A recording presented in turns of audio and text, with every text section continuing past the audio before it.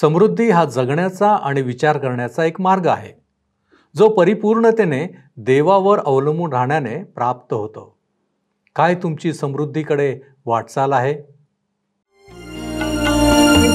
उपासना उपासना उपासना उपासना प्रभुजी करो उपासना प्रभुजी करो उपासना उपासना उपासना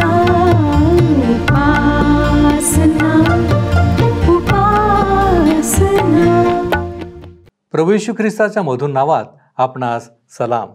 उपासना कार्यक्रमामध्ये आपले हार्दिक स्वागत.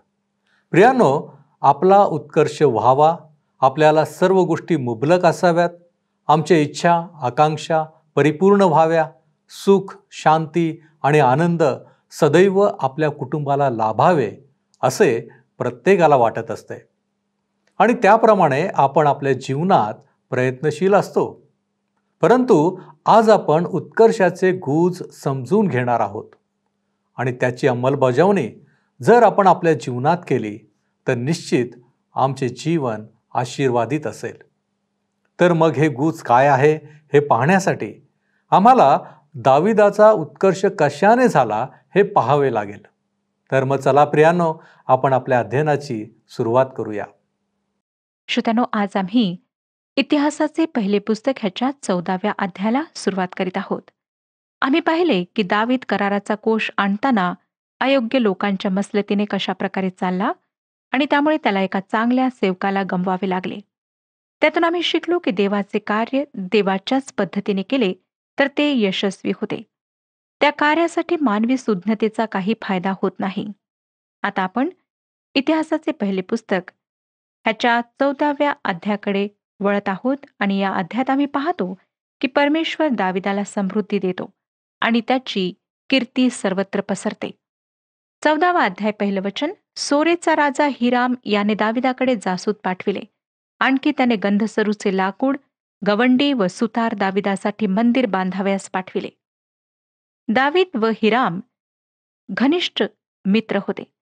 आम्हाला इतरत्र वाचायला मिळते की हिरामाचे दाविदावर अतिशय प्रेम होते. या ठिकाणी आपण पाहतो की दाविदाच्या कारकिर्दीच्या सुरुवातीला हिराम दाविदाला त्याचा राजवाडा बांधायला मदत करतो. 14वा अध्याय 2 आणि 3 वचन. परमेश्वराने इस्रायलावरील आपले राज्य स्थिर केले आणि आपल्या इस्रायली प्रजेप्रित्यर्थ आपल्या राज्याची उन्नती केली हे दाविदाच्या ध्यानात आले. दाविदाने यरुशलेम येथे आणखी बायका केल्या, त्यास आणखी पुत्र व कन्या झाल्या. आपण कदाचित हे ऐकून म्हणत असाल की काय देवाने ह्या गोष्टीला परवानगी दिली? होय श्रोत्यांनो, पुष्कळ बायका करून घेण्यासाठी देवाने परवानगी तर दिली, पण देवाने ह्या गोष्टीला मान्यता मात्र दिली नाही. खरे तर पुढे या गोष्टींचा परिणाम परमेश्वराकडून दाविदाला शासन होण्यात होणार होता आणि दाविदाच्या उर्वरित जीवनात या गोष्टींमुळे त्याला दुःख प्राप्त झाले. ह्या ठिकाणी ही नोंद आम्हाला देवाने ह्या गोष्टीला मान्यता दिली असे सांगण्यासाठी देण्यात आलेली नाही. श्रोत्यांनो, ही गोष्ट अत्यंत चुकीची होती. आम्ही आमच्या जीवनात पाहतो की जेव्हा आम्हाला वाटतं की परमेश्वर आम्हाला विशेष आशीर्वाद देत आहे, तो आमच्यावर विशेष रीतीने खुश झाला आहे, तेव्हा आम्ही परमेश्वराला गृहीत धरू लागतो. नेमकी हीच गोष्ट दाविदाच्या बाबतीत घडली असावी. ख्रिस्त येशूमध्ये नवीन जन्माचा अनुभव घेतल्यानंतर अनेक ख्रिस्ती लोक विचार करतात की आता त्यांचे तारण झाले आहे, त्यांनी काही विशिष्ट गोष्टी केल्या तर त्या देवासमोर चालून जातील आणि कधीकधी देवबाप त्या गोष्टी त्या काळापुरता चालून घेतो, पण काही काळानंतर त्याची शिक्षा आम्हाला भोगावी लागते. अशी शिक्षा भोगण्यापेक्षा प्रतिक्षणी देवाच्या इच्छेप्रमाणे चालणे व स्वतःला देवाच्या हाती समर्पित करीत राहणे बरेच सुरक्षित आहे. दाविदाने केलेल्या या चुकीची नोंद या ठिकाणी करण्यात आलेली आहे. ही एक ऐतिहासिक नोंद आहे आणि लवकरच देवाचे त्याविषयी काय मत होते ते आपल्याला पाहायला मिळते. जेव्हा दाविदाचा अव्यय करण्यात आला होता तेव्हा पलिश्तांना वाटले होते की दावीद आता त्यांचा माणूस आहे. शमूएलाचे पहिले पुस्तक 27व्या अध्यायात आम्हाला ही गोष्ट वाचायला मिळते. परंतु आता दावीद जेव्हा त्याच्या लोकांकडे परत गेला व त्यांचा राजा म्हणून त्याचा राज्याभिषेक करण्यात आला, तेव्हा पलिष्टी त्याला पकडण्यासाठी त्याच्यावर चाल करून गेले. 14वा अध्याय 9 ते 12 वचने पहा काय सांगतात. 14वा अध्याय 9 ते 12 वचने वाचूया. पलिष्ठांनी येऊन रेफाईम खोऱ्यावर घाला घातला. दाविदाने देवास प्रश्न केला की मी पलिष्ठांवर चढाई करू काय? तू त्यास माझ्या हाती देशील काय? परमेश्वराने दाविदास म्हटले, चढाई कर, मी त्यास तुझ्या हाती देईन. ते बाल परासीम येथे आले. तेथे दाविदाने त्यांचा संहार केला. तो म्हणाला, देव पाण्याच्या लोंढ्याप्रमाणे माझ्या शत्रूंवर माझ्या हस्ते तुटून पडला. यावरून त्या ठिकाणाचे नाव बाल परासीम अर्थात तुटून पडण्याचे ठिकाण असे पडले. तेथे पलिष्टी आपली दैवते टाकून गेले. तेव्हा दाविदाच्या आज्ञेने ती जाळून टाकली. श्रोत्यानो, पलिष्ठांवर अशा प्रकारे मिळालेला दाविदाचा हा मोठा विजय होता. आतापर्यंत इस्रायलाला या लोकांवर अनेकदा विजय मिळवता आलेला नव्हता. 13 आणि 14 वचने पुढे पहा काय सांगतात. मग पुनरुपी पलिष्ठांनी त्या खोऱ्यावर हल्ला केला. दाविदाने देवास पुन्हा प्रश्न केला असता देवाने त्यास सांगितले की त्यांच्या वाटेस जाऊ नको, तर वळसा घेऊन तुतीच्या झाडासमोर त्यांच्यावर छापा घाल. यावेळेला दावीद म्हणू शकला असता, आता पलिष्टी माझ्याबरोबर लढायला परत आले आहेत, मला त्यांच्यावर पूर्वी विजय मिळाला होता, आता मी पुन्हा त्यांच्यावर चाल करून जाईन. नाही श्रोत्यानो, त्याने असे म्हटले नाही व केलेही नाही. त्याने देवाचे मार्गदर्शन मागितले. देवाने त्याला पलिष्ठांवर चाल करून न जाण्याची सूचना दिली. त्याने दाविदाला माघारी वळून तुतीच्या झाडाजवळ त्यांच्यावर चाल करण्यास सांगितले. त्यात दाविदाचा फायदा होता. अनेक असे ख्रिस्ती लोक आहेत की जे देवाला मोहात पाडतात. ते त्याच्यावर पुरेसा विश्वास ठेवित नाहीत. ते खरे तर त्याला काही गोष्टी करण्यास भाग पाडतात. ते काही व्यवसाय सुरू करतात किंवा कोणाशी काही करार करतात किंवा काहीतरी करण्याचा ते प्रयत्न करतात आणि तसे करताना स्वतःच्या शक्तीपलीकडच्या गोष्टी करण्याचा ते प्रयत्न करतात. तसे करताना ते म्हणतात, मी या गोष्टी केवळ देवावरच्या विश्वासाने करीत आहे. ते देवावर विश्वास ठेवतात म्हणून काही गोष्टी करण्याचा दावा करतात. पण माझा प्रश्न हा आहे की त्यांना ह्या गोष्टी करायला कोणी सांगितले? परमेश्वराने आपल्याला त्यांनी शुद्ध केलेली सर्वसाधारण बुद्धी वापरायला सांगितले आहे. मला असे लोक माहीत आहेत की ते म्हणतात की आम्ही विश्वासाच्या बळावर जगत आहोत, परंतु तो त्यांचा विश्वास नसून एक गृहीत असते. जेव्हा देवाने त्यांना त्या गोष्टी करायला कधीच सांगितले नाही, तेव्हा ते देवाच्या नावाने त्या गोष्टी करतात आणि यामुळे त्यांचा विश्वास अगदी नष्ट होण्याची वेळ येते. श्रोत्यानो, परमेश्वराने आम्हाला बुद्धी दिलेली आहे आणि त्याची हीच इच्छा आहे की ही सर्वसाधारण बुद्धी आम्ही वापरावी. देवावर विश्वास आम्ही ठेवायला पाहिजे, परंतु त्याआधी आम्ही या गोष्टीची खात्री करून घ्यायला पाहिजे की आपल्याला देवापासूनच मार्गदर्शन मिळत आहे. कधीकधी आपण एखादे धाडसाचे कृत्य करावे अशी त्याची इच्छा असते, तर कधीकधी आपण माघार घ्यावी अशी त्याची इच्छा असते. 15वं वचन पुढे पहा काय सांगतं. तुतीच्या झाडाच्या शेंड्यांमधून सेना कूच करीत आहे असा आवाज तुझ्या कानी पडताच युद्धासाठी पुढे चालू लाग, कारण बलिष्ठांच्या सेनेचा संहार करण्यासाठी देव तुझ्या अग्रभागी गेला आहे असे समज. मला काही अति उत्साही ख्रिस्ती तरुण माहीत आहेत. ते प्रभू येशूविषयी अत्यंत उत्साहित आहेत व त्याच्यासाठी आपले संपूर्ण जीवन समर्पित करण्याची त्यांची तयारी आहे व ख्रिस्तासाठी त्याच्या सुवार्तेसाठी कोणतेही संकट सहन करण्याची आपली तयारी आहे असे त्यांनी मला सांगितले. व एकदा अशाच प्रकारच्या विश्वासाने ते सुवार्ता सांगण्यासाठी बाहेर पडले. परंतु श्रोत्यानो, अशा प्रकारे बाहेर पडण्यापूर्वी त्यांनी देवाचे मार्गदर्शन शोधले नाही, पुरेशा प्रार्थना केल्या नाहीत. जेव्हा ते त्या ठिकाणी सुवार्ता सांगण्यासाठी गेले, तेव्हा त्या भागातील गुंडांनी त्यांना फसवून एका ठिकाणी नेऊन खूप मार दिला. देवाच्या नावाचा स्वतःच्या इच्छेसाठी उपयोग केल्याने त्याचे असे परिणाम होऊ शकतात. त्याच्यावर विश्वास असणे आवश्यक आहे, परंतु आपण करीत असलेल्या कृत्याविषयी त्याची इच्छा समजून घेणे, त्यासाठी त्याने दिलेल्या बुद्धीचा वापर करणे फार आवश्यक असते. कधीकधी परमेश्वर आम्हाला त्याच्या उत्तरासाठी थांबायला लावतो, कारण त्या दरम्यान तो आमच्यासाठी मार्ग तयार करीत असतो. हा जो प्रकार आहे, विश्वासाने बाहेर पडणे, कधीकधी स्वतःच्या फाजील आत्मविश्वासामुळेही घडू शकतो. कारण विश्वास ठेवणे म्हणजे आज्ञापालन करणे व आज्ञापालन करणे म्हणजे देवाची इच्छा शोधून काढणे, त्याप्रमाणे वागणे होय. तशा प्रकारे आज्ञा न पाळणे व विश्वासाने पाऊल टाकणे याचा अर्थ केवळ अंदाज बांधून त्याप्रमाणे चालणे होय. देवबाप आम्हाला एखाद्या गोष्टीविषयी जोपर्यंत हिरवा कंदील दाखवित नाही, तोपर्यंत आम्ही थांबायला पाहिजे. आपले विश्वासाने पाऊल टाकणे मूर्खपणाचे ठरणार नाही याची आपण काळजी घेतली पाहिजे. अशामुळे आम्ही देवाला नको त्या गोष्टी आपणावर पाठविण्यास भाग पाडतो. 16 आणि 17 वचन पहा. देवाच्या आज्ञेप्रमाणे दाविदाने केले आणि गिबोनापासून गेजेरापर्यंत तो बलिष्ठांच्या सैन्यास मार देत गेला. दाविदाची कीर्ती देशोदेशी पसरली. परमेश्वराने सर्व राष्ट्रांवर त्याचा धाक बसविला. श्रोत्यानो, दाविदाने देवाला मोहात पाडले नाही. त्याने देवाच्या इच्छेप्रमाणे माघार घेतली. देवावरच्या विश्वासाने त्याने आज्ञापालन केले. त्याचा परिणाम आपण पाहिला. म्हणून मला वाटतं की दावीद जगातील मोठ्या नेत्यांपैकी एक होता. त्याच्या काळातील मोठ्या राज्यांपैकी त्याचे एक राज्य होते. कारण या माणसाबरोबर परमेश्वर होता. त्याचा छोटासा क्षुद्र देश एक मोठा बलशाली सत्ता बनला. श्रोत्यानो, अशा गोष्टींविषयी आश्चर्य वाटायचे कारण नाही. आपल्याला माहीत आहे की व्हेनिस हे एक शहर आहे, पण त्या शहराने एकेकाळी जगावर आपली सत्ता चालवली. म्हणून इस्रायल सारख्या एका छोट्या देशाने जगातली एक मोठी शक्ती व्हावी यात काहीच नवल नाही. आणि त्यासाठी आम्हाला कारण देण्यात आले आहे. 14व्या अध्यायाच्या 2ऱ्या वचनात आम्ही वाचले की देवाने आपल्याला इस्रायलावर राजा करून स्थापले आहे असे दाविदाला समजले. त्यानंतर 17व्या वचनात आम्ही वाचले की देवाने सर्व राष्ट्रांना त्यांचे भय घातले. श्रोत्यांनो, आपण पाहतो की 13 ते 16 ह्या अध्यायांमध्ये दावीद व कराराचा कोष यांच्याविषयी नोंद आहे. म्हणजे दाविदाचे तो कोष यरुशलेमेत आणण्याचे प्रयत्न याविषयी ती माहिती आहे.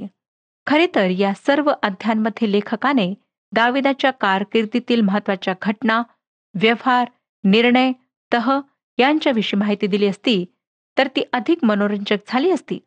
आणि अशा प्रकारची माहिती आपल्या दूरदर्शनच्या बातम्यांप्रमाणे मनोरंजक ठरली असती.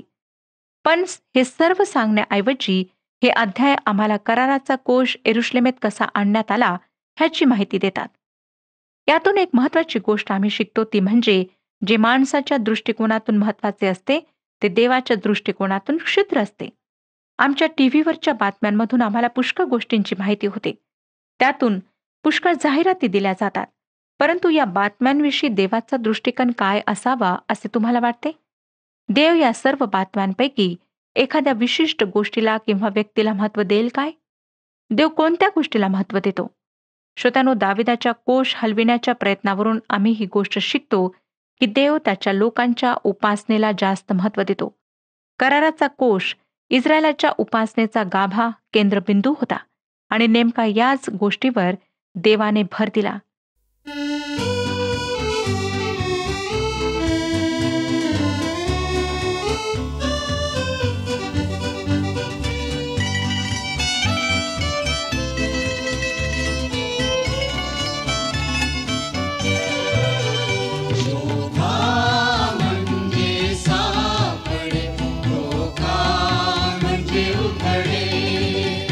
मागा म्हणजे ते मिळे, ते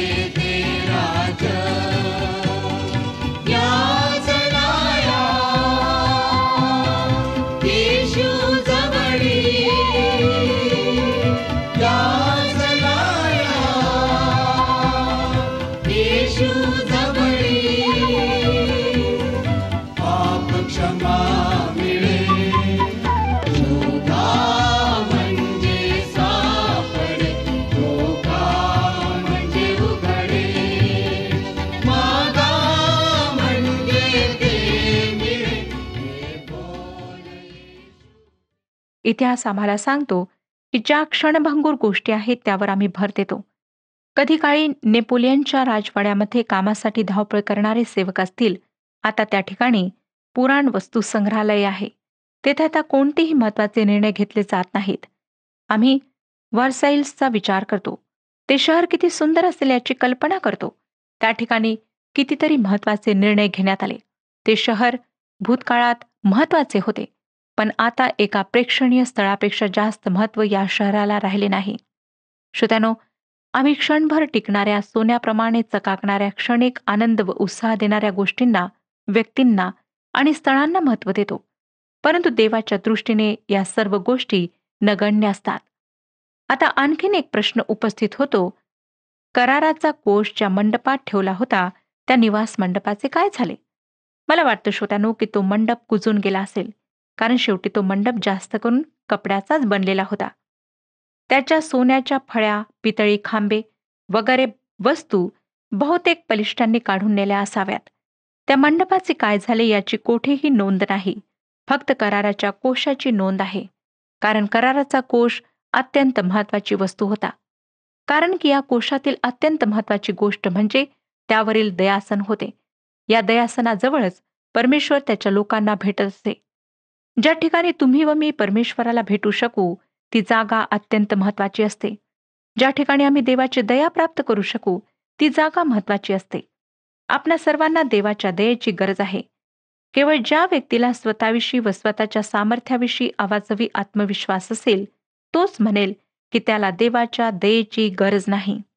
श्रोत्यानो, या प्रचंड व कठोर व कठीण अशा जीवनाला सामोरे जाण्यासाठी आपल्यामध्ये पुरेशी ताकद नाही. आमच्या पापांवर, आमच्या पापी स्वभावावर विजय मिळवण्याचे सामर्थ्य आमच्यात नाही. मृत्यूचे भय आम्हाला वाटते, त्याच्यावरही आम्ही विजय मिळवू शकणार नाही. आमच्या जीवनात खरी शांती व खरा आनंद आम्ही आणू शकत नाही. होय श्रोत्यानो, आपण सर्व असहाय्य आणि दुबळे असे लोक आहोत. आम्हाला देवाच्या दयेची, त्याच्या कृपेची गरज आहे. सर्व प्रकारचे प्रदूषण असलेल्या या जगामध्ये आरोग्य मिळावे यासाठी आम्हाला देवाच्याच कृपेची गरज आहे. देव दयाळू आणि कनवाळू आहे. तो मंदक्रोध व दयामय आहे. जे त्याचे भय धरतात त्यांना व त्यांच्या वंशजांना देवाच्या सनातन दयेचा अनुभव पिढ्यानपिढ्या मिळतो. आजही देवाने आमच्यासाठी दयेचा हात पुढे पसरला आहे. आम्हाला त्याची दया प्राप्त व्हावी म्हणून त्याने आमच्यासाठी दयासन ठेवले आहे. पवित्र शास्त्र योहानाचे पहिले पत्र 2 अध्याय 1 आणि 2 वचनांमध्ये सांगते की जर कोणी पाप केले तर नीतिमान असा जो येशू ख्रिस्त तो पित्याजवळ आपला कैवारी आहे आणि तोच आपल्या पापांबद्दल प्रायश्चित आहे.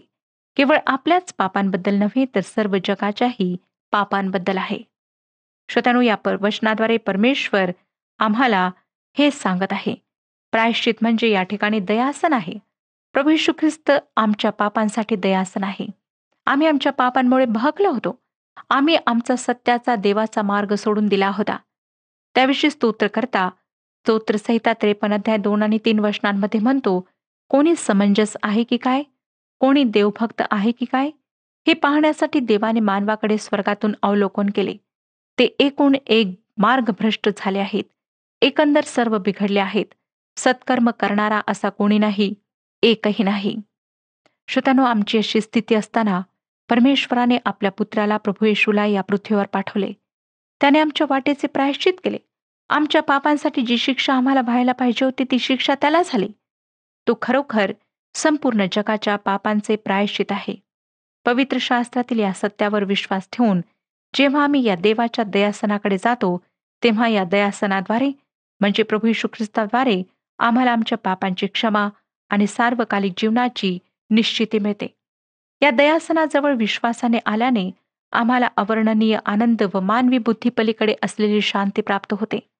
श्रोत्यानो, काय ही शांती आपण प्राप्त केलेली आहे?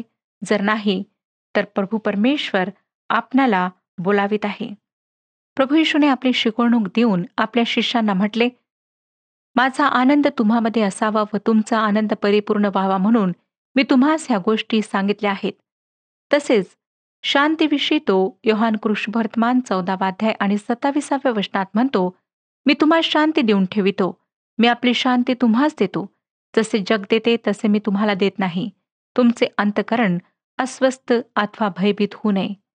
जगातील संकटांविषयी तो त्याच्यावर विश्वास ठेवणाऱ्यांना म्हणाला, माझ्या ठायी तुम्हाला शांती मिळावी म्हणून मी तुम्हास ह्या गोष्टी सांगितल्या आहेत. जगात तुम्हाला क्लेश होतील तरी धीर धरा, मी जगाला जिंकले आहे. श्रोत्यानो, प्रभू येशूवर विश्वास ठेवल्याने आम्हाला केवळ पापांपासून मुक्ती व सार्वकालिक जीवनच प्राप्त होत नाही, तर त्याचा अवर्णनीय आनंद व असीम शांती देखील आम्हाला प्राप्त होते.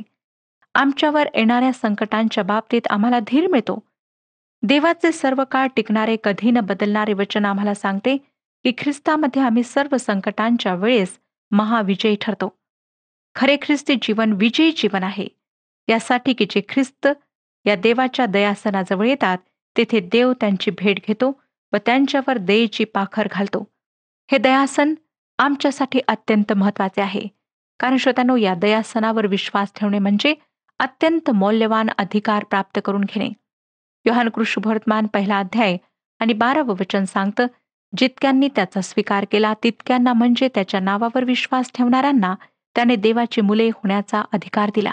जर या दयासनाकडे येऊन आम्ही देवाची लेकरे होतो, तर आम्हाला देवाच्या लेकरांना असणारे अधिकार व आशीर्वाद प्राप्त होतात. देवाच्या दृष्टिकोनातून हे दयासन महत्वाचे आहे. तुम्ही व मी टीव्हीवर ज्या बातम्या ऐकतो त्या देवाच्या दृष्टीने महत्वाच्या नाहीत. मानव जे निर्णय घेतो ते निर्णय महत्वाचे नाहीत, तर देवाचे निर्णय महत्वाचे आहेत. आम्ही पाहिले श्रोत्यानो की कराराचा कोष येरुशलेमेत आणण्याचा दाविदाने प्रयत्न केला.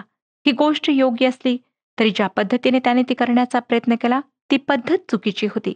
देवाने गणनेच्या पुस्तकात हा कोष लेवीच्या कुळातील कोहाथ्यांनी आपल्या खांद्यावर वाहून आणावा असे स्पष्ट सांगितले होते. देवाची इच्छा होती की हा कोष येरुशलेमेत आणला जावा, परंतु या इच्छेबाबतीत जवळचे सोपे मार्ग शोधणे चुकीचे होते. एक गोष्ट आमच्या दैनंदिन जीवनाला लागू होते. लोकांना वाटतं की देवाचे कार्य करणे म्हणजे सहलीला जाणे किंवा मजा करण्यासारखे आहे, पण तसे नाही श्रोत्यानो. देवाच्या कार्यासाठी देवाच्या वचनाकडे वळणे, त्याची इच्छा शोधणे महत्वाचे आहे. ही गोष्ट सोपी नाही. आनंदाने देवाची इच्छा पूर्ण करणे ही एक चांगली गोष्ट आहे, एक सुंदर साहसपूर्ण अनुभव आहे, परंतु तरीही देवाची इच्छा आमच्या जीवनात पूर्ण करणे सोपी गोष्ट नाही. देवाचे वचन देवाच्या लोकांनी सर्वत्र नेले पाहिजे, कारण पवित्र शास्त्र आम्हाला रोमकरास पत्र 10 अध्याय आणि 17 वचनात सांगते, ह्याप्रमाणे विश्वास वार्तेने व वार्ता ख्रिस्ताच्या वचनाच्या द्वारे होते. देवाचे वचन जाहीर करण्याच्या कार्याला देव आशीर्वाद देतो.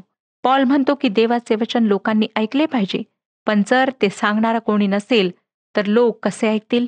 करिंथकरास पहिले पत्र 1 अध्याय 18 वचनात पॉल म्हणतो, कारण ज्यांचा नाश होत आहे त्यांना वधस्तंभाविषयीचा संदेश मूर्खपणाचा आहे, पण ज्यांना तारण प्राप्त होत आहे अशा आपणास तो देवाचे सामर्थ्य असा आहे. श्रोत्यानो, देवाची इच्छा आहे की मानवजातीने देवाचे वचन ऐकावे, पण तो आपले वचन काही आकाशावर लिहून ठेवत नाही. त्यासाठी त्याला माणसांची गरज आहे. ज्या आम्ही ख्रिस्त येशूद्वारे देवाने दिलेल्या तारणाचा अनुभव घेतलेला आहे, त्या आम्ही ती साक्ष, ती सुवार्ता लोकांना सांगितली पाहिजे. देवाच्या वचनाचा प्रसार केला पाहिजे. प्रत्येक क्षणी जे हजारो आत्मे नाशाच्या मार्गाला जात आहेत त्यांना जीवनाचा मार्ग दाखवण्यासाठी आम्ही प्रभू येशूची सुवार्ता सांगितली पाहिजे. श्रोत्यानो, आमच्या ख्रिस्ती संस्थांमध्ये गोंधळ व अस्वस्थता आहे, कारण आम्ही देवाच्या वचनापासून दूर गेलो आहोत. आम्हाला त्यासाठी देवाच्या वचनाकडे परत वळायला पाहिजे. त्याशिवाय आम्हाला तारण नाही. मला माहीत नाही श्रोत्यानो की आज आपण देवाच्या सेवेत आहात तर आपण कशा प्रकारची सेवा करीत आहात. काय आपण स्वतःचे नाव उंचवण्याकरिता, स्वतःची प्रशंसा करण्याकरिता सेवेत आहात, किंवा आपल्या सेवेद्वारे ख्रिस्त उंचावल्या जात आहे, अनेक आत्मे वाचवल्या जात आहेत, अनेक लोकांपर्यंत शुभवर्तमान पोहोचत आहे? जर नाही तर आज पश्चाताप करा.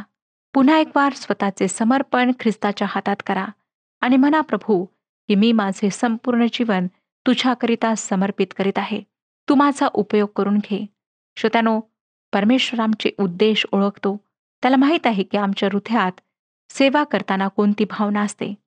जर आम्ही स्वतःलाच गौरव घेत आहोत, स्वतःचीच प्रशंसा करीत आहोत, स्वतःचेच नाव उंचावत आहोत, तर तुमची सेवा व्यर्थ आहे. परमेश्वर अशा प्रकारची सेवा स्वीकारित नाही. म्हणून नम्र होऊन पश्चातापी अंतकरणाने पुन्हा एक वार सेवेला सुरुवात करा. होऊ शकतं की अजूनही आपण तारणाचा अनुभव प्राप्त केलेला नाही. आपण ख्रिस्तापासून दूर आहात. म्हणून जेव्हा परमेश्वर संधी देत आहे, आपल्या पापांबद्दल पश्चाताप करा, आपल्या सर्व पापांची कबुली द्या आणि ख्रिस्ताला आपले जीवन समर्पित करून त्याला तारणारा म्हणून स्वीकारा. श्रोत्यानो, नावाकरिता ख्रिस्ती असू नका, तर प्रामाणिक ख्रिस्ती असा, विश्वासणारे ख्रिस्ती असा. परमेश्वर आज आपली वाट पाहत आहे. परमेश्वर आपणा सर्वांना आशीर्वाद देव. हा कार्यक्रम आपणास आवडला काय? आता आम्हाला एक मिस कॉल करा आणि आपण पुढील विजेता होऊ शकता.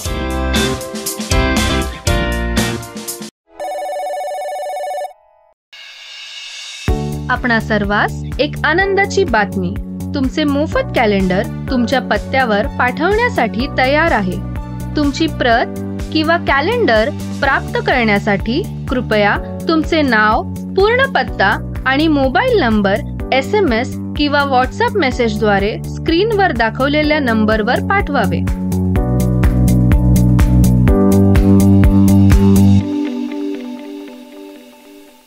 प्रियानो, आपण पाहिले की परमेश्वराने दाविदाला समृद्धी दिली. दावीद परमेश्वरावर विसंबून राहिला. त्याने देवाचे मार्गदर्शन मागितले. आम्ही हे लक्षात घ्यावे की जर आम्ही वाट पाहावी अशी देवाची इच्छा असेल तर आम्ही वाट देखील पाहावी. देव आमचं उत्कर्ष करणार आहे, आमची उन्नती करणार आहे. काय हे गुज आम्ही ओळखले आहे? आपले जीवन अधिक आशीर्वादित करून घ्या. देव आजही आमचा उत्कर्ष करण्यास तयार आहे. फक्त तशी आमची इच्छा आहे काय? विचार करा, आत्मपरीक्षण करा.